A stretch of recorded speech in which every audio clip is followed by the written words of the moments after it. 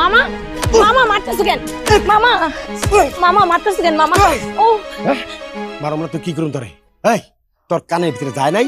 আমি তো তোর কয়ে গেছিলাম আমার লেগে রাইন্দা রাখবি, রান্ধুস্তাই কেন? মামা আমি কি রান্না করব?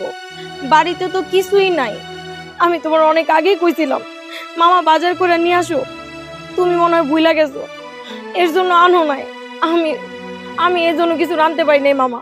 হারামজাদি, হারামজাদি তুই তুই অন্যায় করছিস তুই, আর আমারই কথা কেন মারতাছি? হ্যাঁ মামা কি হয়েছে তোমার? তুমি আবার ওরে মারধর করতেছো কেন? তোমার না একদিন বলছি তুমি আর কোনো মারধর করবে না। চুপ চুপ, একটা কথা বলবি না। ছোট আছো, ছোটর মতন থাকবি। আরে তোর বড় ভাই তারেক, ওই আমার কিছু কয় না, আর তুই এসে আমার জিগাইতে। এই যে শুনুন, আপনি একটা মেয়ের গায়ে এভাবে হাত তুলতে পারেন না। আচ্ছা, আপনার ভেতরে কি বিন্দু পরিমাণ মায়া নেই? কিরে, এটা আবার কারে নিয়ে এসোস?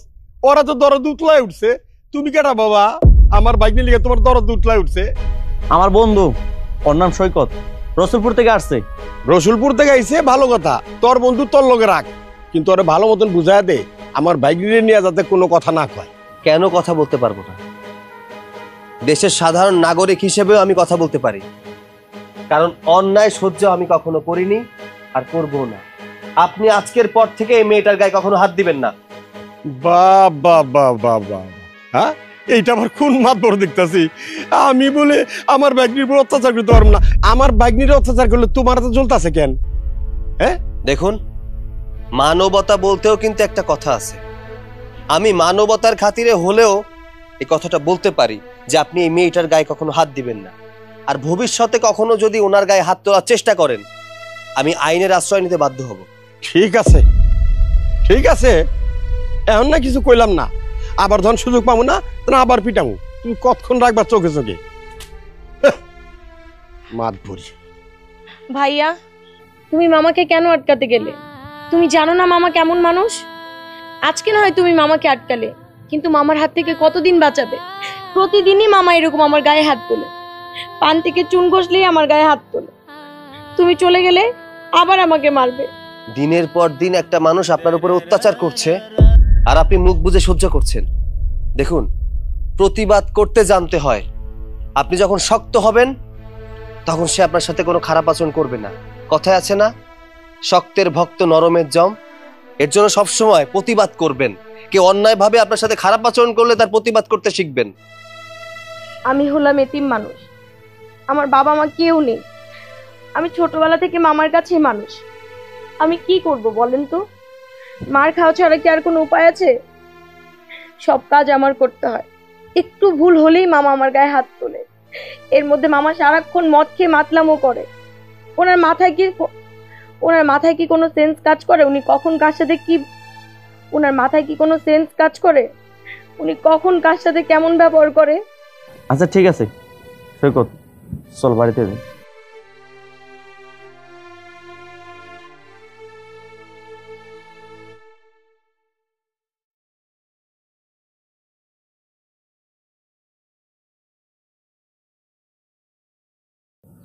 আচ্ছা বন্ধু, তোর এই বোনটার কি তোরা ছাড়া আপন বলতে আর কেউ নেই? না, আমরা ছাড়া ওর আপন বলতে কেউ নাই। আসলে আমাদের বাড়িতে ছোটবেলা থেকে আছে, লেখাপড়া করে নাই। অবশ্যই আমার বড় ভাই লেখাপড়া করার জন্য ভর্তি করতে চাইছিল, কিন্তু আব্বা লেখাপড়া করতে দেয় নাই। আব্বার ধারণা মেয়ে মানুষ লেখাপড়া করে কি করব? নিজের মেয়ে না তো, এর জন্য চিন্তা করছে পড়াশোনা করিয়ে লাভ কি। যদি নিজের মেয়ে মনে করতো তাহলে শিক্ষা দীক্ষা দিয়ে মানুষের মতো মানুষ করত, পড়াশোনা শেখাতো। আমার না অনেক ইচ্ছা, আমি যদি আমার এই বোনটাকে একটু সুখে দেখতে পারতাম। জানি না আমি সুখে দেখতে পারবো কিনা, তবে যে পানি না।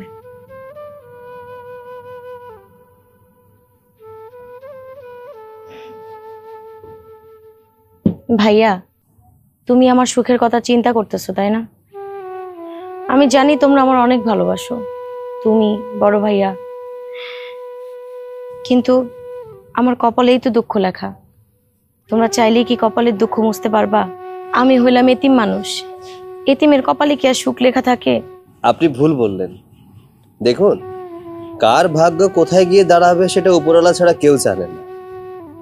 চেষ্টা করতে থাকুন, হয়তোবা আপনার সুখ একটা ভালো জায়গায় গিয়েও হতে পারে। কিন্তু আমি আমার কপালের কথা জানি, ছোটবেলা থেকে কষ্ট করতে করতে এই পর্যন্ত আসছি। আমি না এখন বুঝে গেছি যে আমার এই কপাল আর কোনোদিন সুখের সন্ধান নাই। আমি শুধু স্বপ্ন দেখতেই পারবো, আমার স্বপ্ন কোনোদিনই পূরণ হবে না। চিন্তা করিস না বোন, আমি জানি তুই একদিন অনেক সুখী হবি। বকুল, তোর এই বন্ধু এবার থেকে কখন যাইব? কারণ আমার বাড়িতে একটা যুবতী মাইয়া আছে। আমি চাই না যে আমার এই যুবতী মাইয়ারে নিয়ে গ্রামের মানুষ কোনো কথা উঠাও। সন্ধ্যার আগে বাড়ি থেকে চলে যেতে কবি। আব্বা, তুমি এসব কি কইতেছো? ও আমাদের বাড়ির মেহমান, আর বাড়ির মেহমানের সাথে এভাবে কথা বলতে নাই। তুই শোনস নাই আমি কি কইলাম? আবার শোন, কানটা খুললা শোন। সন্ধ্যার আগে পোলারে বাড়ি থেকে চলে যেতে হইব। আচ্ছা, আপনার সমস্যাটা কি বলুন তো? আমি এই বাড়িতে আসার পর থেকেই দেখছি আপনি আমাকে ছোট করার চেষ্টা করছেন। কি সমস্যা আপনার? চাচ্ছেনটা কি আপনি? শোনো, আমি আমার ভাগ্নির ভালো চাই, এর জন্যই বললাম সন্ধ্যার আগে বাড়ি থেকে চলে যাবা। শুনুন, আপনি আপনার ভাগ্নির কথা চিন্তা করে আমাকে এই কথা বলেননি। আপনার আমাকে সহ্য হচ্ছে না, এই কারণে আপনি আমাকে বাড়ি থেকে তাড়াতে চাচ্ছেন। আপনি যদি আপনার ভাগ্নির কথাই চিন্তা করতেন তাহলে নিশ্চয়ই আপনার ভাগ্নির সাথে আপনি খারাপ আচরণ করতেন না। সত্যি কথা বলতে কি আপনি জানেনই না একটা মেয়ে মানুষকে কি করে সম্মান করতে হয়। এই বলাই, মুখ সামলা কথা কো। আমার ভাগ্নির সাথে কিভাবে আচরণ করতে হইব না করতে হইব তোমার কাছে শিখতে হইব আমার। এতক্ষণ আপনার সাথে আমি অনেক ভদ্রভাবে কথা বলেছি। যাই হোক, আমি তো এবারে মেহমান। আপনাদের ফ্যামিলিগত বিষয় নিয়ে কথা বলার এখনো আমার কোনো অধিকার নেই। যদি সে অধিকারের জায়গাটা তৈরি করতে চাই বা তৈরি করতে পারি, তখন তো নিশ্চয়ই কথা বলতে পারবো। আচ্ছা বন্ধু, আমি একটা সিদ্ধান্ত নিয়েছি। আমি যদি তোর বোনকে বিয়ে করতে চাই, তোদের কোনো আপত্তি আছে কি? এইসব আপনি কি বলছেন? আপনি আমার মতো একটা এতিম মেয়েকে বিয়ে করবেন? হ্যাঁ, আমি আপনাকে বিয়ে করতে চাই। আপনাকে আমি একটা সুখী জীবন দিতে চাই, যে জীবনে থাকবে না কোনো অত্যাচার, অবিচার। আমি এখানে আসার পর থেকে দেখছি আপনার উপরে কতটা অত্যাচার হচ্ছে, অবিচার হচ্ছে। তাই একটা অসহায় মেয়ের সাথে এতটা খারাপ আচরণ আমি দেখতে পাচ্ছি না। তাই আমি সিদ্ধান্ত নিয়েছি আমি আপনাকে বিয়ে করব।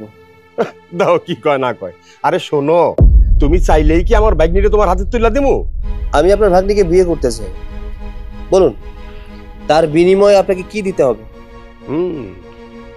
ভালো কথা জিজ্ঞাসা। আচ্ছা ঠিক আছে, আমি যদি আমার ভাগ্নিরে তোমার হাতে তুলে দেই, তাহলে তুমি কি আমার 5 লাখ টাকা দিতে পারবা? আসলে যার মন মানসিকতা যতটুকু, তার চাহিদাও ততটুকু। মাত্র 5 লক্ষ টাকা। আপনার ভাগ্নির জন্য আমি 50 লাখ টাকা দিতেও রাজি ছিলাম। ঠিক আছে, আমি আপনাকে 5 লাখ টাকাই দিব। এবার তো আর বিয়ের জন্য কোনো আপত্তি থাকবে না। কোনো সমস্যা নাই, কোনো সমস্যা নাই। তাহলে আমি বিয়ের আয়োজন করি। কি রে, তোর জামাই কি বলেছে? তোকে কবে নিতে আসবে? মা, তোমার জামাই বলছে আমাকে আর কোনদিন নিতে আসবে না। আমি একা আসছি, আমাকে একাই যেতে হবে। কি বললি তুই? তোর জামাই না অনেক বাড়াবাড়ি করছে। এতটা বাড়াবাড়ি করা মোটেও উচিত হচ্ছে না ওর। তোমাকে আমি আগেই বলছিলাম এই ছেলের সাথে তুমি আমাকে বিয়ে দিও না। না, তখন তো তুমি আমার কথা শোনো নাই। এখন বোঝো, তখন তো তুমি আমার কথা শোনো নাই। তখন তো আমার কথা না শুনে তুমি আমাকে ওই ছেলের সাথে বিয়ে দিয়েছো। তুমি কি করে ওর সাথে আমাকে বিয়ে দিলে বলো তো মা? ওর সাথে সংসার করতে গেলেই আমার অনেক রাগ হয়, আর ইচ্ছে করে আমি ওর সংসারে আগুন লাগিয়ে দিই। কত বড় বড় জায়গা থেকে আমার সম্বন্ধ আসছিল, কই তখন তো আমাকে বিয়ে দিলে না। বিয়ে তো দিলে শেষ পর্যন্ত একটা ভিখারির সাথে। শোন, মেয়েদের বিয়ের পর সংসার করতে হলে শ্বশুর শাশুর সাথে একটু মিলেমিশে থাকতে হয়।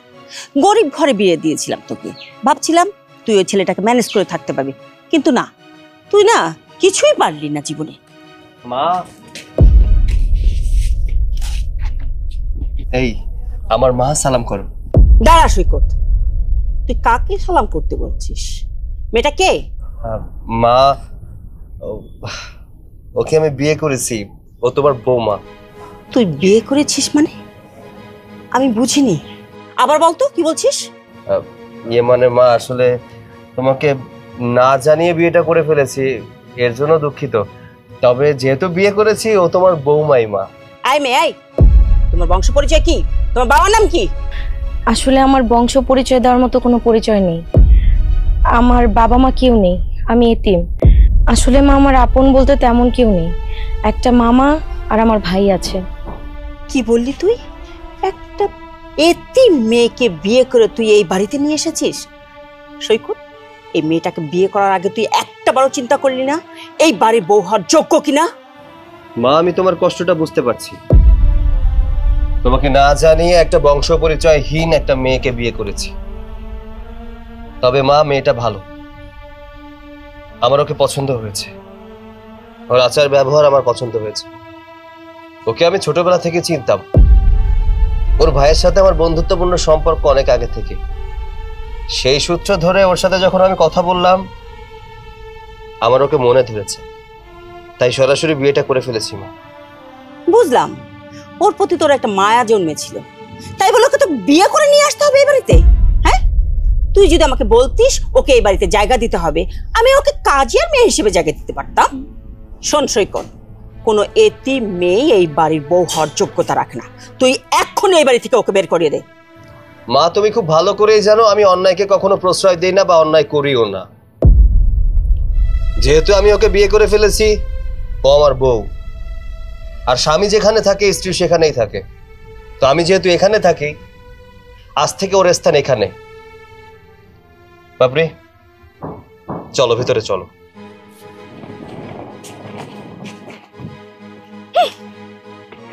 মা, ভাইজান শেষ পর্যন্ত একটা এতিম মেয়েকে বিয়ে করলো। তোর ভাইয়ের মাথা নষ্ট হয়ে গেছে, তুই কোনো চিন্তা করিস না। দাঁড়া, ওকে কিভাবে এই বাড়ি থেকে বের করতে হয় সেই ব্যবস্থা আমি করছি। চল ভিতরে চল। নেশার লাডিম ঝিম ধরেছে চোখের পাতায় কিরে, এদিকে যা। আরে কিরে, আমি যেদিকে যাই তুই ওদিকে যাস কেন? এই তোরে কি আমার পোলায় পাহারাদার রাখছে? হ্যাঁ, আমার রাস্তায় যেতে বাধা করবি? সর সর এদিকে, নালে কিন্তু তোরে সরবি না। বুঝছি, তুই না সর, আমি যাই। আমার জামাই আমারে কত দামি মদ কিনার টাকা দিচ্ছে, খাইছি। খাবি একটু, খাবি? হ্যাঁ, নে একটু খা, দেখ দেখ মজা না? তুই থাক, আমি যাই। হ্যাঁ, নেশার লাদিম ঝিম ধরেছে চোখের পাতায় রং লেগেছে। এখন কোন দুঃখ নেই। এই গাছ, হ্যাঁ গাছ আমার পাহারা দেয়। কত বড় সাহস! আমার জামাই আমার এত দামের মদ দিছে, এটার সহ্য হইতেছে না। কেনা কেনা, কে কে কে তুমি? হ্যাঁ, তারেক না? আজকেও তুমি মদ খেয়ে বাড়িয়ে তাইছো? আরে হাতে গরম গরম টাকা পাইছো, অমনি তুমি মদ খাইছো? আব্বা, একটা কথা কত, তোমার কতদিন কইছি তুমি মদ খেয়ে বাড়িতে আইবা না, তারপরে তুমি মদ খেয়ে বাড়িতে হো? এই চুপ চুপ কর। টাকা আমার, আমি মদ খাবো না কি খাবো? তোর কবিতার লাগবো? হ্যাঁ, আমার টাকা দিয়া আমি মদ খাবো, তোর কি কত? তোমার টাকা না? আরে 5 লাখ টাকার বিনিময়ে তুমি আমার বোনরে বিক্রি করছো, আর সেই টাকা দিয়া এখন তুমি দামি দামি মদ খাও, আর কত তোমার টাকা। আব্বা, তোমার তো লজ্জা থাকা উচিত। দিনের পর দিন তুমি আমার বোনটারে অত্যাচার করছো। যেই আমার বোনের বিয়ের প্রস্তাব আইলো, অমনি তুমি ওই পোলার কাছে তো 5 লাখ টাকা দাবি করলা। শোন, জামাইয়ের টাকা আছে তাই আমি টাকা দাবি করছি, তোর কি সমস্যা? হ্যাঁ, আমার সমস্যার কথা যদি তুমি বুঝতা তাহলে আর বাড়িতে মদ খেয়ে ফিরতা না। আরে ফুপু মরে যাওয়ার সময় আমার বোনটারে তোমার হাতে তুলে দিয়ে গেছিল, কেন জানো? আরে মানুষের মতো মানুষ করার জন্য। তুমি তার কোনো দায়িত্বই পালন করো নাই। দিনের পর দিন ওর উপরে তুমি অত্যাচার করছো। শোন, আমার না দায়িত্ব শিখাইতে আসিস না। হ্যাঁ, আমি আমার দায়িত্ব ঠিকই পালন করছি। আরে কি দায়িত্ব তুমি পালন করছো সেটা তো আমি চোখের সামনেই দেখতেছি। আরে তুমি আমার বোনের হাজবেন্ডের টাকা দিয়া মদ কিনা খাইতেছো। এরকম না কইরা তুমি একটা কাজ করতে পারো না? আরে তুমি মইরা যাইতে পারো না? তাও তো মনেরা বুঝাইতে পারবো যে আমি এতিম, এতিম হয়ে বাইচা থাকতে পারবো। তোমার অত্যাচার আর সহ্য করতে হইব না।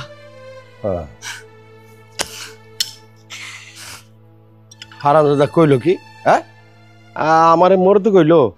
আমি মরে যাবো গা? আরে আমি এত তাড়াতাড়ি মরুম না রে, আরে 100 বছর বাঁচুম। আমি মরে দিলে খাইব কাটাই রে। এই শোন তারেক, একটু সাবধানে যাইস, উইসটা খা মরবি নাইলে। বাবা রে বাবা, কি এই জুতা কি করলাম? জুতা মনে হয় মদের দোকানে ভালাই আইছি। যা যা। আমার ছেলেটার না মাথা একদম নষ্ট হয়ে গেছে। তা না হলে যখন একটা কাজ করতে পারে, হ্যাঁ, ওই বিয়েটা করার আগে একটা বার আমার কথা চিন্তা করলো না মায়ের কি অবস্থা হবে। মা, তুমি একটা কাজ করো, এই মেয়েটাকে এই বাড়ি থেকে বের করে দাও, তাহলে তো তোমার সমস্যার সমাধান হয়ে যাবে। আর এই পাড়া প্রতিবেশী কেউ জানে না যে ভাইয়া বিয়ে করে বাসায় বউ নিয়ে আসছে। যত সহজে কথাগুলো বললি না, এতটা সহজ নয়। আমি বললেই কি ওই মেয়েটা চলে যাবে এই বাড়ি থেকে? যেতে না চাইলে জোর করে বাড়ি থেকে বের করে দিব।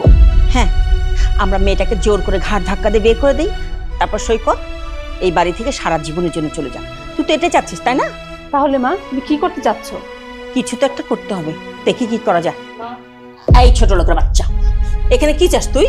কেন এখানে এসেছিস? হ্যাঁ মা, আমি জানি আপনাদেরকে না জানিয়ে বিয়ে করে অনেক বড় ভুল করেছি। মা, আপনারা আমাদের সব ভুল ক্ষমা করে আমাদেরকে মেনে নেন না। ভুল করার আগে এটা তোমার ভাবা দরকার ছিল যে ছেলেটার পরিবার আছে কিনা। তোমার ভাই আমাকে হঠাৎ করে বিয়ের প্রস্তাবটা দিল তো, তাই আর ভাবার সময় পাইনি। তাড়াহুড়োর মধ্যে বিয়েটা হয়ে গেছে। একটা ছেলে তোকে প্রস্তাব দিল আর অমনি রাজি হয়ে গেলি, তাই না? আর রাজি হবি না কেন? যখনই দেখলি ছেলেটা অনেক টাকা পয়সা আছে আর অমনি লোভাতুর বিড়ালের মতো রাজি হয়ে গেলি না? এই ছোট লোক বাচ্চা, তুই কি ভেবেছিস এই বাড়িতে এসছিস এই শান সৈকত টাকা পয়সার লোভ দেখে এসে তুই ভেবেছিস এখানে আরাম করে বসে বসে খাবি? তা হবে না। মা, ও যেহেতু এই বাড়িতে টাকা পয়সার লোভে আসছে, তাহলে ওকে কিছু টাকা ধরিয়ে দাও, ও এই বাড়ি থেকে বিদায় হয়ে যাক। না না, আমার টাকা পয়সা কোনো কিছুর দরকার নাই। আমার স্বামী সংসারই আমি করতে চাই। আমি যেহেতু আমার স্বামীকে বিয়ে করেছি, আমি এখন তার বউ। আর বউ হয়ে আমি টাকা নিয়ে কেন আমি আমার স্বামীকে ছেড়ে দিব? আমি শুধু আপনাদের একটু ভালোবাসা চাই, আমার টাকা পয়সা কোনো কিছুর দরকার নেই। মা, আপনারা আমাকে শুধু একটু ভালোবাসুন, তাহলেই হবে। দেখছিস ফকিন্নির বাচ্চা কায়দাও জানে, কায়দা করে ভাবছে যে এই বাড়িতে থেকে যাবে। আমিও দেখবো তুই কতদিন এই বাড়িতে থাকতে পারিস। মা, আমি বলতে এসেছিলাম দুপুর হয়ে যাচ্ছে তো খাবার রান্না করব। তো আপনাদের জন্য কি রান্না করব মা? মা, তুমি ওর সাহস দেখছো? ও আজকে বাসাতে এসেই ও আজকে রান্নাঘরে ঢুকতে চাচ্ছে। এই ছোট লোকের বাচ্চা, তোকে আমার রান্নাঘরে যেতে হবে না। আমার রান্নাঘরে রান্না করার জন্য আমি যথেষ্ট। তোর রান্না আমি খাই নাকি? তুই একটা কাজ কর, তুই এক্ষুনি আমার চোখের সামনে থেকে দূর হ, আর আমি বেশি খুশি হব। ঠিক আছে মা, তাহলে এখন আমি যাচ্ছি। আমি তো এবারের বউ, আমার তো অনেক দায়িত্ব। আপনাদের যখন যা লাগবে আমাকে বলবেন, আমি করে দিব। দেখছিস মেয়েটার সাহস দেখে আমি অবাক হয়ে যাচ্ছি। ওর কত বড় সাহস! আজকে সে আমার রান্না করে যেতে চাচ্ছে। মা, তুমি একদিন দেখো এই মেয়েটাই একদিন তোমাকে বাড়ি থেকে বের করবে। এতই সহজ? এত সহজে ও আমাকে কিছুই করতে পারবে না। আমিও ওকে দেখে ছাড়বো ও কি করে এই বাড়িতে থাকে। কি ব্যাপার বাপি, তুমি দাঁড়িয়ে আছো কেন? বসো, আমরা একসাথে খাই। আর তাছাড়া আমাদের পরিবারের রীতিনীতি হচ্ছে পরিবারের মানুষগুলো একসাথে বসে খাওয়া দাওয়া। ঠিক আছে, বসো। না, এই মেয়ে আমাদের সাথে খাবার খেতে পারবে না। ওর যদি খাবার খেতে হয় আলাদা বসে খাবে। মা, তুমি এসব কি বলছো? পাপড়ি আমাদের সাথে বসে খাবার খেতে পারবে না কেন? এই মেয়ে আমাদের সাথে খাবার খেতে পারবে না, ব্যাস। মা, পাপড়ি কিন্তু আমাদের পরিবারের মানুষ, ও তো বাহিরের কেউ না। তাহলে আমাদের সাথে বসে খাবার খেতে পারবে না কেন? ভাইয়া বাদ দাও না, মা যখন এখন না বলেছে, ভাবি না হয় পরে বসে খেয়ে নিবে। আমিও তাই বলছি, আমি এখন খাবো না। আপনারা সবাই খাবার খেয়ে নেন, আমি পরে খাবো। পাপড়ি, আমি কথা বলছি, এখানে কোনো কথা বলবো না। আগে মায়ের কথা শুনি। মা, তুমি কি পাপড়িকে এই বাড়ির বউ হিসেবে মেনে নাওনি? না, আমি এই মেয়েকে বউ হিসেবে মানি না, আর কোনোদিন মানতেও পারবো না। তাহলে তো আর কিছু করার নেই, আমার বউকে নিয়ে এখান থেকে চলে যেতে হবে। অ্যাটলিস্ট আমি তার স্বামী হিসেবে আমার দায়িত্ব আমার বউয়ের সম্মান রক্ষা করা, সে ঘরে হোক অথবা বাইরে। তাই আমি চাই না আমার বউয়ের কোনো অসম্মান হোক। আমি আমার বউকে নিয়ে বাড়ি থেকে চলে যেতে চাই। ভাইয়া, সামান্য একটা মেয়ের জন্য তুমি মার সাথে তোমার সম্পর্ক নষ্ট করতে চাচ্ছ? স্বামী স্ত্রীর সম্পর্ক কি, এটা কি জানিস তুই? তুই যদি এটা জানতি তাহলে তোর এ বাড়ি পড়ে থাকতি না, তোর স্বামীর বাড়িতে গিয়ে থাকতি। শোন, আমি আমার বউকে অনেক বেশি ভালোবাসি, তাই আমি চাই না আমার বউকে কেউ অপমান সূচক কথা বলে। আপনি কেন শুধু শুধু কথা বাড়াচ্ছেন? আমি চাই না আমার জন্য কোনো অশান্তি হোক। খেয়ে নেন। আয় মেয়ে আয়, চুপ করো। বড় বড় কথা বলতে শিখেছো না? এই তোমার কারণে এই সংসারে এত সব অশান্তি হচ্ছে। আগে কখনো অশান্তি হতো না এই সংসারে। আমার যা বোঝার বোঝা হয়ে গেছে। মা, শুধু শুধু ওকে দোষারোপ করো না। বিয়েটা যেহেতু আমি করেছি, দোষটা আমার। এর ঘানি আমি নিজেই টানতে চাই। ঠিক আছে, আমি আমার বউকে নিয়ে এই বাড়ি থেকে চলে যাব, সেটা আজই। তাই পাপড়ি, চলো ব্যাগ গুছিয়ে নেবে। শোনো, দেখলি তোর ভাই কত বড় হয়ে গেছে? হ্যাঁ, সামান্য একটা মেয়ের জন্য আমার সাথে কত বড় বেয়াদবি করলো। মা, তুমি ভাইয়াকে কেন দোষারোপ করছো? এখানে তো ভাইয়ার কোনো দোষ আমি দেখছি না, সব দোষ ওই মেয়েটার। আর ওই মেয়ে ভাইয়াকে মনে হয় শিখে পড়িয়ে নিয়ে আসছে, যাতে আমাদের সাথে ভাইয়া এখন খারাপ ব্যবহার করে। আমিও দেখবো ওই মেয়েকে সে কতদিন ভালোবাসে আর কতদিন এই বাড়িতে এই মেয়ে থাকে। আমিও শেষ দেখে ছাড়বো। চাকা কি ব্যাপার, এখনো বসে আছো কেন? যাও, ব্যাগ গুছিয়ে নাও, আমরা এখান থেকে চলে যাব। না, তুমি এই বাড়ি থেকে চলে গেলেও আমি এই বাড়ি ছেড়ে কোথাও যাব না। কি বললে তুমি? তুমি আমার সাথে এই বাড়ি থেকে যাবে না? না, আমি কোথাও যাব না। শোনো, আমি সংসারটা ভাঙতে আসিনি, আমি এসেছি সংসারে সুখ খুঁজে নিতে।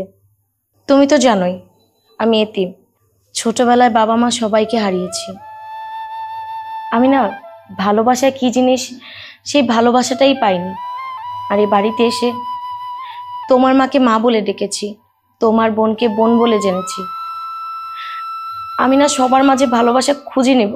তুমি শুধু একটু ধৈর্য ধরো, দেখবে সব কিছু আমি মানিয়ে গুছিয়ে নিয়েছি আর সব ঠিক হয়ে যাবে।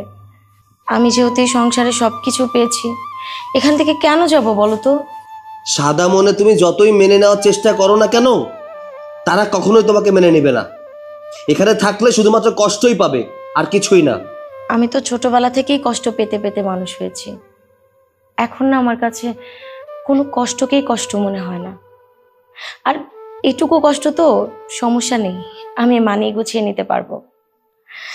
তোমার মা বোন তো আমারও মা বোন, তারা আমাকে একটু কষ্ট দেয়, একটু জ্বালায়, এটাতে না আমার কোনো কিছুই মনে হয় না। আমার মনে হয় তারাই তো আমার আপনজন। আর দেখো, একটা সংসারে থাকতে গেলে একটু ঠুকুঠুকি বাজবেই, এটাতে কিছু হবে না, এটাতে কিছু হয় না। আমি কোনো কিছুই মনে করি না। তুমি আমার কথা বোঝার চেষ্টা করো। তুমি এখানে থাকলে সুখ পাবে না, এর চেয়ে বরং চলো আমরা দূরে কোথাও গিয়ে বাসা ভাড়া থাকবো, তোমাকে সুখে রাখবো, রাজধানী করে রাখবো। অ্যাটলিস্ট এখানকার সমস্যা তোমাকে পোহাতে হবে না। আমি জানি তুমি আমাকে সুখে রাখবে, কিন্তু আমার ওই সুখ চাই না। আমার একটা পরিবার চাই, আর আমি এখানে সেই পরিবারটা পেয়েছি। দেখো, আমি এই পরিবার ছেড়ে কোথাও যেতে চাই না। ঠিক আছে, যেহেতু তুমি আমার কথা শুনবে না, থাকো তুমি এখানে, আর শুধু শুধু কষ্ট করেই যাও। আমি খুব ভালো করেই জানি এখানে থাকলে তুমি সুখ না, কষ্টটাকেই আপন করে নেবে, এছাড়া আর কিছুই না। এই কষ্টের মাঝে সুখ খুঁজে নেব, তুমি কোনো চিন্তা করো না, তুমি শুধু আমার পাশে থাকো। আচ্ছা বসো, আমি ওইদিকে যাই, টেবিলটা অগোছালো হয়ে আছে তো, একটু গুছিয়ে আসি।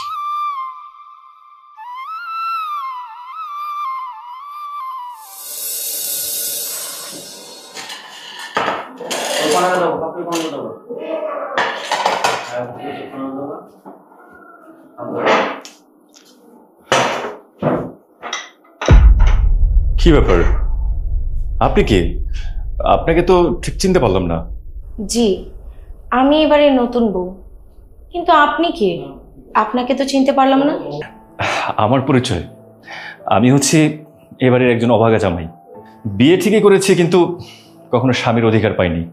ও, বুঝতে পেরেছি, আপনি আমার ননদের স্বামী, তাই না? তো কেমন আছেন আপনি? সংসারের সুখ না থাকলে মানুষ যেমন থাকে, আমি ঠিক তেমনই আছি।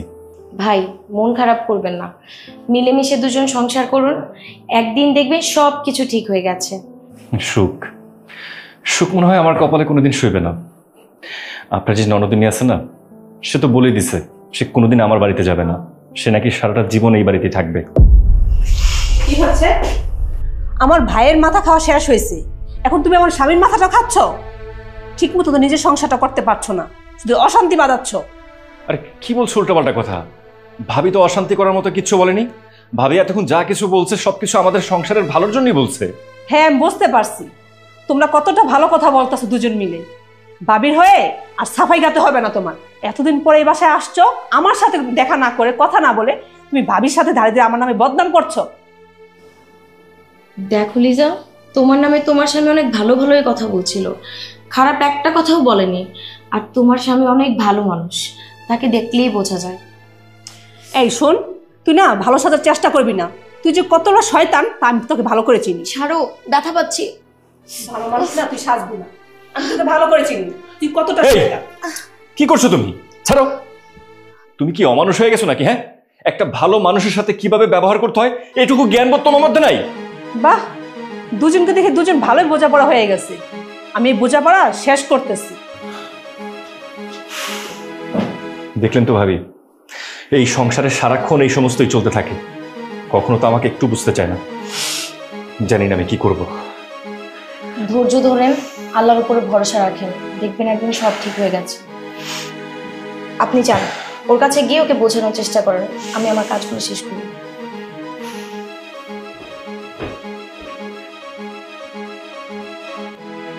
বস। মা, ওদিকে কি হচ্ছে তুমি কি জানো? তোমার ছেলের বউ আমার স্বামীর মাথাটাকে চিবিয়ে খাচ্ছে।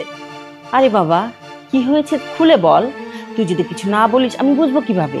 আমার স্বামী আসছে এই বাড়িতে, এতদিন পরে এই বাড়িতে আসছে, উনি আমার সাথে দেখা না করে ভাবির সাথে দাঁড়িয়ে দাঁড়িয়ে আমার নামে বদনাম করছে। মা, তুমিই বলো, এসব কি মানা যায়? কি বললি? ওই ফকিন্নি বাচ্চাটা কোথায়? ওকে কর্নে ধরে নিয়ে আসলি না কেন? এতদিন পরে এসে নাটক করতেছে না? মা, তোমাকে আমি আগেই বলেছিলাম ওই মেয়েটাকে বাড়ি থেকে বের করে দাও। না, তুমি তো আমার কথা শুনতে রাজি না। তুমি দেখো, এই মেয়েটার জন্য একদিন এই সংসারটা আস্তে আস্তে নষ্ট হবে, সংসারে আগুন ধরবে। এতই সহজ আমার সংসার আগুন ধরাবে? এত সাহস তুমি কাউকে দেবো না। এই সংসারটা আমার, এই সংসারের রাজত্ব শুধু আমার, অন্য কারো না, কথাটা মনে রাখিস। ওয়ালাইকুম আসসালাম। তার আগে তুমি বলো, তুমি আমার মেয়ের নামে ওই মেয়েটার কাছে বদনাম করছিলে কেন? এত বড় সাহস তুমি কোথা থেকে পেলে? মা, আপনার মেয়ে হয়তো বা আপনাকে ভুল বুঝেছে, আর ভাবিকেও মারধর করছে। আর আমি তো কোনো বদনাম করিনি, জাস্ট এমনি কথাবার্তা বলছিলাম। হ্যাঁ, আমি যখন ভাবিকে মারছিলাম তখন তো ভাবির জন্য আপনার দরদ উতলে উতলে পড়তেছিল, আমি তো তখন দেখতে পাইছি। দেখো, অন্যায়ভাবে একটা মানুষকে মারলে, অপমান করলে যে কোনো কারো দরদ উতলে উঠবে, এখানে তো দোষের কিছু না। এই জামাই, আমার সংসারে যা কিছু হোক না কেন সব কিছু তোমাকে চুপচাপ শুনতে হবে, কোনো কিছু প্রতিবাদ করা যাবে না, কথাটা মনে রাখে যেন। এতদিন তো সবকিছু এভাবে সহ্য করে আসছি মা, কোনো কিছুর প্রতিবাদ করি নাই, সবকিছু চুপচাপ সহ্য করছি। জানি না এভাবে আর কতদিন সহ্য করতে হবে। দেখছো মা, তোমার জামাই কেমন করে কথা বলছে? এতদিন কিন্তু এমন করে কথা বলেনি।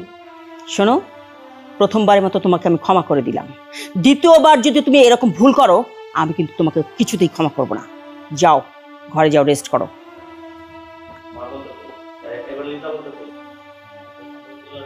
মা, সবকিছু হয়েছে কিন্তু ভাবির জন্য, তোমার কিন্তু কিছু একটা করা উচিত। আর দিন যাচ্ছে আর ভাবির সাহস কিন্তু দিন দিন বেড়ে যাচ্ছে।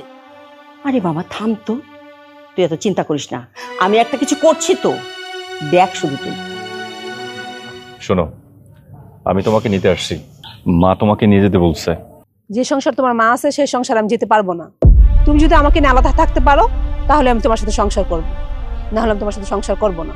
দেখো, আমার মা তো তোমার কাছে বেশি কিছু চাচ্ছে না, সে শুধু চাচ্ছে যে তুমি আমার সংসারে গিয়ে তার সাথে মিলেমিশে একটু একসাথে সংসার করো। আমি না একটা জিনিস কিছুতেই বুঝতে পারি না, আমার মায়ের সাথে মিলেমিশে সংসার করলে তোমার কি এমন সমস্যা?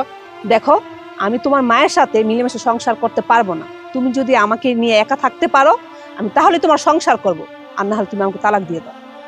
আমি না বুঝি না, তোমার একটু পর পরে একই কথা বারবার মুখে আসে, তালাক তালাক তালাক। আচ্ছা বলো তো, তালাক দিলে কি সবকিছু সমাধান হয়ে যাবে? হ্যাঁ, তালাক দিলে সবকিছু সমাধান। তারপর আমি তোমার মতো একটা অদ্ভুত লোকের সাথে আমি থাকতে পারবো না। কি হয়েছে? তোরা কি নিয়ে আলাপ করছিস? তোমার জামাই আমাকে নিতে আসছে, আমি ওকে বলে দিয়েছি ও যদি ওর মার কাছ থেকে আলাদা হতে পারে তাহলে আমি ওর সংসার করব, নাহলে আমি ওর সংসার করব না। হ্যাঁ, আমার মেয়ে তো ঠিক কথাই বলছে। তোমার মাকে আগে আলাদা করো। তোমার মা যে সংসারে আছে সে সংসারে গিয়ে আমার মেয়ে গিয়ে সংসার করতে পারবে না। আগে তোমার মাকে আলাদা করো, তারপর আমার মেয়েকে নিয়ে যাও।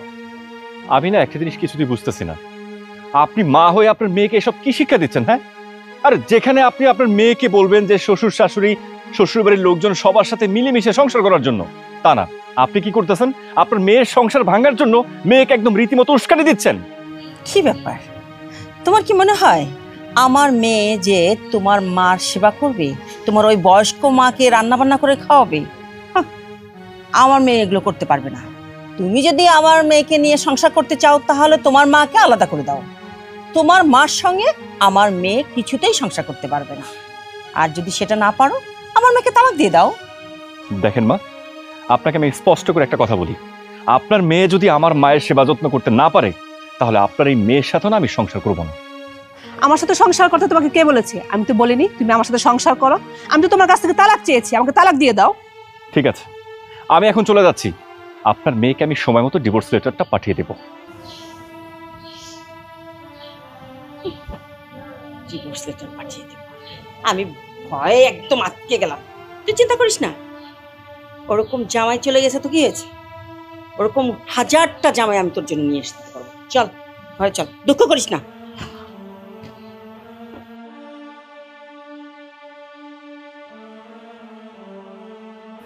পাপড়ি, বোন আমার পাপড়ি। ভাইজান কেমন আছো তুমি? ভালো আছিস? আমি ভালো আছি। ভালো আছি আমি। ছোট ভাইয়া কেমন আছে? হ্যাঁ, ও অনেক ভালো আছে। তোর কথা খুব মনে পড়ে ওর। ও বারবারই তোর কথা জিজ্ঞাসা করে তুই কেমন আছিস, জানতে চাই। আমার কথা এতদিন পর মনে পড়ছে তোমাদের না? আমি তো ভাবছি তোমরা মনে হয় আমার কথা ভুলেই গেছো। তোর কথা অনেক মনে পড়ে। নতুন একটা চাকরি পাইছি, তেমন সময় করতে পারি না। আজকে একটু সময় হলো তাই ছুটে আইছি তোরে দেখার জন্য। আচ্ছা ভাইজান, এসব কথা এখন বাদ দাও। মামা কেমন আছে? কেমন আর থাকবো, মদ খাওয়া বাদ দিছিল, কিন্তু এখন তোর জামাই টাকা দিয়া মদ খায়। আরে মদ খায় যেখানে সেখানে পড়ে থাকে, তারে আমরা সবাই মিললে খুঁজে আনতে হয়। মামাকে নিয়ে না অনেক চিন্তা হয়। কি আর করব, মামা মনে হয় কোনোদিনও আর শুধরাবে না। যাই হোক ভাইজান, এসব কথা বাদ দাও। অনেকদিন পর বাড়িতে এলে, চলো ঘরে চলো। চল। এই দাঁড়া, কাকে তুই ঘরে নিয়ে যাচ্ছিস? ও কি তোর মতো এতিম নাকি? মা, এইসব কথা আমরা পরে বলবো। এটা হচ্ছে আমার ভাইয়া, আমার বড় ভাইজান। বিয়ের পরে প্রথম এ বাড়িতে আসলো।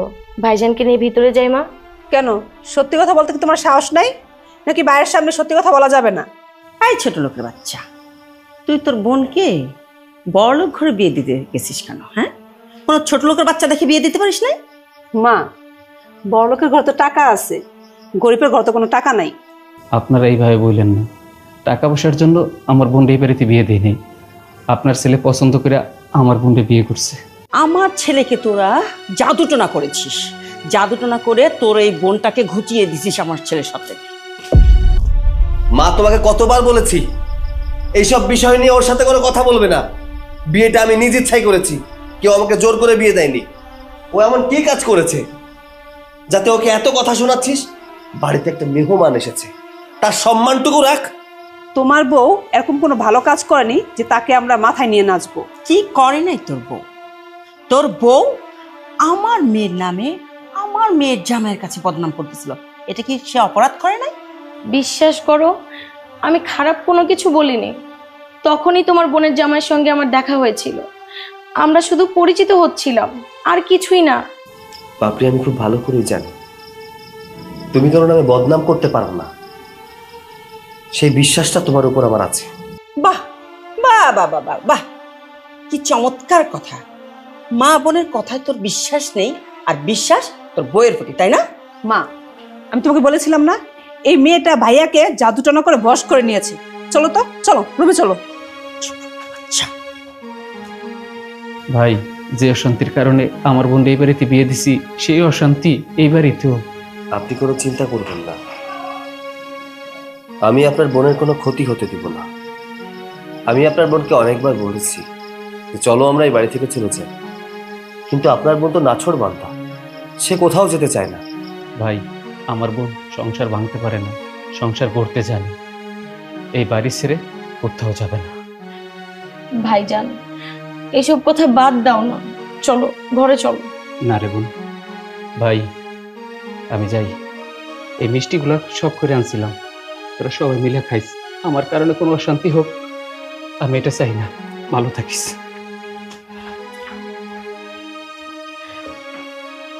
আমার ভাইয়া এতদিন পর আমাকে দেখতে আসলো, আর তোমার বাড়ির লোকজন আমার ভাইয়াকে এভাবে অপমান করলো। আমি বলেছিলাম না তোমাকে একদিন, আমার এই কপালে দুঃখ দুঃখই থাকবে, কোনোদিন সুখের মুখ আমি দেখবো না।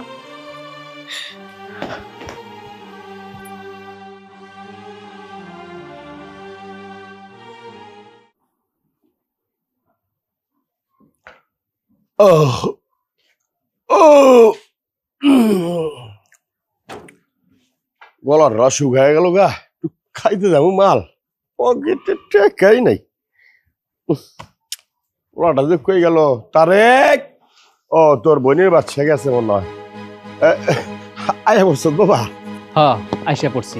কেন, তোমার কিছু চাওয়ার ছিল নাকি? আমার জন্য কি দিছে তোর বোন? দেয় না কিছু?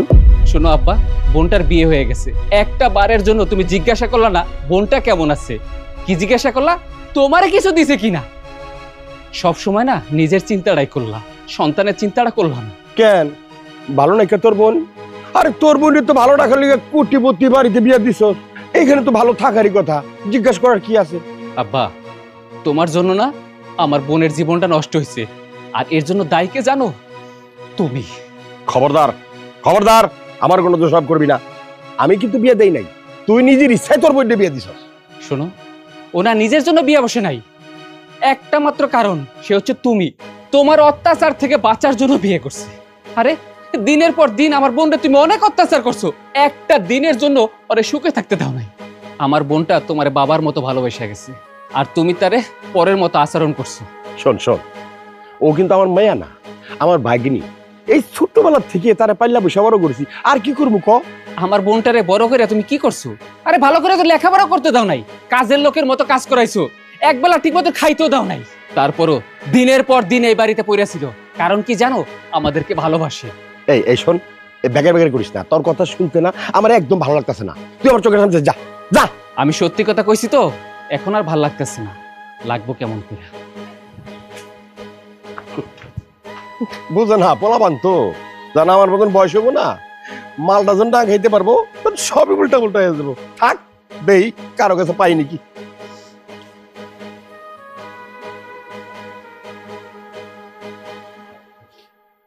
কি গো, কি ব্যাপার, তুমি এখানে দাঁড়িয়ে আছো কেন?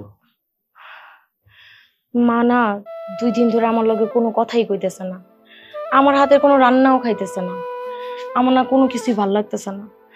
এদিকে সাহসও পাইতেছে না যে মায়ের ঘরের দিকে একটু যাবো।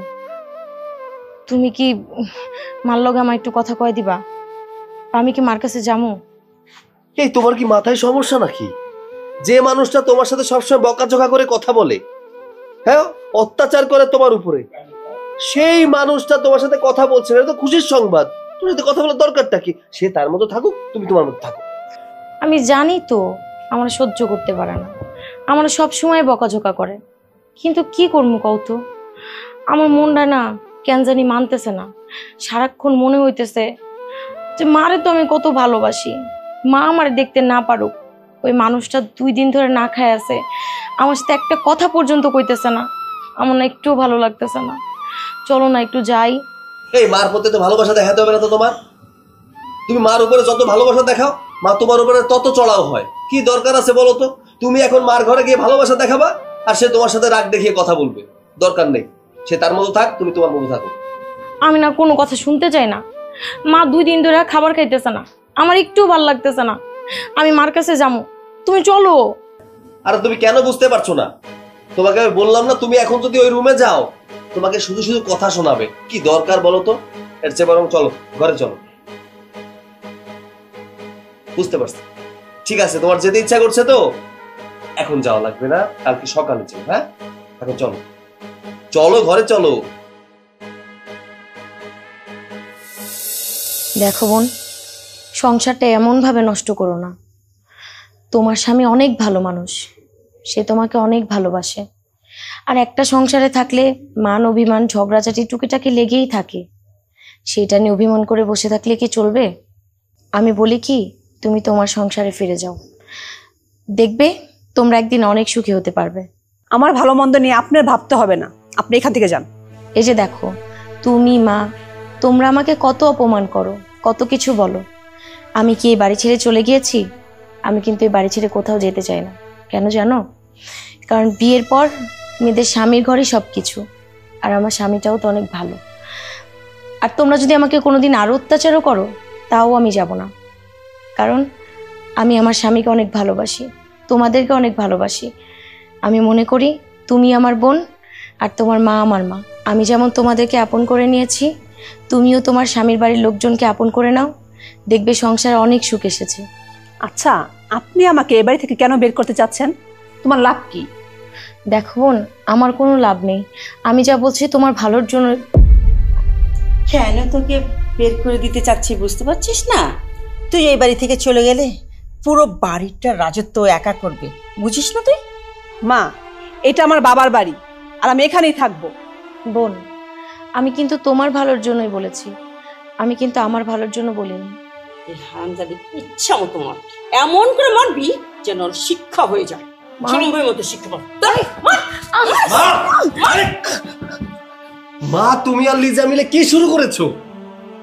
আরে ও তো মানুষ, তাই না? রক্তে মাংসে গড়া একটা মানুষ। তোমরা যেভাবে ওকে মারছো, এটা গরু ছাগলকেও এভাবে কেউ মারে না। না, ওর তো কষ্ট হয়, একটু বোঝার চেষ্টা করো। আরে এই মেয়ের কষ্ট দেখে আমাদের কি করার আছে? আমাদের তো কিছু করার নেই। তোমার বউ কেন আমাদের মাঝখানে কথা বলতে আসে? তোমরা ঠিক বলেছো, দোষটা আসলে ও। কি প্রয়োজন ছিল তোমার? হ্যাঁ, প্রত্যেকটা মানুষকে নিয়ে সুখে থাকতে চেয়েছিলে না? এখন দেখো পরিণাম কি হয়েছে। মা, ওর দোষ এটাই, ওই পরিবারের প্রত্যেকটা মানুষকে আপন করে নিয়েছিল। ও তো এতিম মানুষ, বাবা মার ভালোবাসা কখনো পায়নি। এখানে সে মায়ের ভালোবাসা পেয়েছিল, বোনের ভালোবাসা পেয়েছিল, ভেবেছিল একদিন না একদিন সবকিছু ঠিক হয়ে যাবে। আমি বলেছিলাম ঠিক হবে না কোনোদিন, চলো আমার সাথে। তখন যদি চলে যেতে তাহলে আজকে এই দিন দেখতে হতো না। মা, চিন্তা করো না, আজকের পর থেকে ও তোমাদের কোনো কথা ইন্টারফেয়ার করবে না। হ্যাঁ হ্যাঁ, তোর বউকে বলে দে ও যেন আমাদের মধ্যে ইন্টারফেয়ার না করতে আসে। আজকে আমি আমার বউকে নিয়ে এই বাড়ি থেকে চলে যাব, আর কোনোদিন আসবো না, কোনোদিনও না। মা রাগ করেছে, তাই বলে কি তুমিও পাগল হয়ে যাবে? বাদ দাও, মার রাগ কমলে দেখবে সব ঠিক হয়ে গেছে। তুমি ঘরে চলো, আসো, মাথা ঠান্ডা করো। ছাড়ো তুমি, আজকে তোমার কোনো কথাই শুনবো না আমি। কাকে মায়ের স্থানে বসাতে চেয়েছিলে, কাকে ভালোবাসতে চেয়েছিলে, আর যে ভালোবাসার মূল্য দিতে জানে না সেই মানুষটাকে তুমি মা হিসেবে ভালোবাসতে চেয়েছিলে, তাই না? যা হয় না নয়তে, তা হবে না 90-তে। তোমাকে সে কখনো ভালোবাসতে পারবে না, ভালোবাসবে না। আমি তোমাকে নিয়ে এই বাড়ি থেকে চলে যাব। আমি যাব না, এই সংসার ছেড়ে আমি কোথাও যাব না। দেখো, মা আমাকে বকাঝোকা করে, মারধর করে, এটাতে না আমার কিচ্ছু হয় না। আমার আপন মা যদি থাকতো, সে কি আমাকে শাসন করতো না? আমার ভুল হলে কি আমাকে বকাঝোকা করতো না? দেখো না, আমি এই সংসারে এসে একটা মা পেয়েছি, একটা বোন পেয়েছি, একটা পরিবার পেয়েছি, তোমার মতো একটা ভালো স্বামী পেয়েছি। আমি না তোমার মায়ের কাছ থেকে তোমাকে আলাদা করতে পারবো না। আমি চাই সবাই মিলে একসাথে সুখে শান্তিতে সংসার করতে। দেখো, ভালোবাসা কাকে বলে? এত অত্যাচার, এত অবিচার সহ্য করে মেয়েটা এই পরিবারের সাথে থাকতে চেয়েছে। সেই মানুষটাকে কিভাবে তুমি এই বাড়ি থেকে চলে যেতে পারো? কিভাবে এই মানুষের সাথে খারাপ আচরণ করো? ভালোবাসা শেখো, শেখার কোনো শেষ নেই মা। তুমি ভাবতে পারো তোমার বয়স হয়ে গেছে, তুমি অনেক কিছু জানো। এটা কি ভালোবাসা বলে? কাউকে ভালোবাসলে মা মন থেকে বাসতে হয়। এই মেয়েটাই পরিবারের মানুষটাকে নিজের করে নিয়েছে, আপন করে নিয়েছে, তাই এতটা অত্যাচার সহ্য করেও এই মানুষটা এই বাড়িতে পড়ে আছে। যতটা অত্যাচার তোমরা দুজনে মিলে ওর সাথে করেছো না, তার সামান্য অত্যাচার যদি তোমার মেয়ের সাথে করতে, এই বাড়ি থেকে অনেক আগেই চলে যেত। শোনো না, এইসব কিছু বাদ দাও। মা, আমি না আপনাদের একটা খুশির খবর দিতে আসছিলাম। কি কি বললে তুমি? মা, আপনি দাদি হবেন। এই সংসার আলো করে আমার সন্তান দুনিয়াতে আসতে যাচ্ছে। তুমি বাবা হবে। তুমি আমাকে এই খুশির সংবাদ আগে কেন বলোনি? আরে তোমার তো এখন কোনো কিছু চিন্তা করা যাবে না, কোনো স্ট্রেস নেওয়া যাবে না, বিশ্রাম করতে হবে। চলো ঘরে চলো, এসো আমার সাথে। বৌমা দাঁড়াও, তুমি আমাকে এত বড় একটা খুশির খবর দিলে। তুমি আমার মেয়ে হতে চেয়েছো না? আজ থেকে তুমি আমার মেয়ে। তোমার উপর আর আমার কোনো অভিযোগ নেই। আমি দাদি হতে চলেছি, এর চেয়ে বড় খুশির আর কি হতে পারে? মা, তুমি এগুলো কি বলছো? তুই চুপ কর। বৌমা আমাদেরকে এত বড় একটা খুশির সংবাদ দিচ্ছে, আর আমি বৌমার উপর রাগ করে থাকবো কি করে? হ্যাঁ শোন, বৌমার মতো ভালো মেয়ে হয়ই না। আমি একটা কথা বলি, তুই আজই চলে যাবি শান্তর সঙ্গে। তুই আর এখানে থাকবি না, এই বাড়িতে তুই আর এক মুহূর্তেও থাকবি না। তোর সংসারে তুই চলে যা। আমার বৌমাকে নিয়ে আমার দাদু ভাই আসবে, আমি সুখে সংসার। হ্যাঁ যা, রেডি হ, যা। দাঁড়া বোন, শোন, এই বাড়িতে নতুন একটা খুশির সংবাদ এসেছে। আমি বাজারে যাব, মিষ্টি আনবো, মিষ্টি খাবি, তারপর যাবি।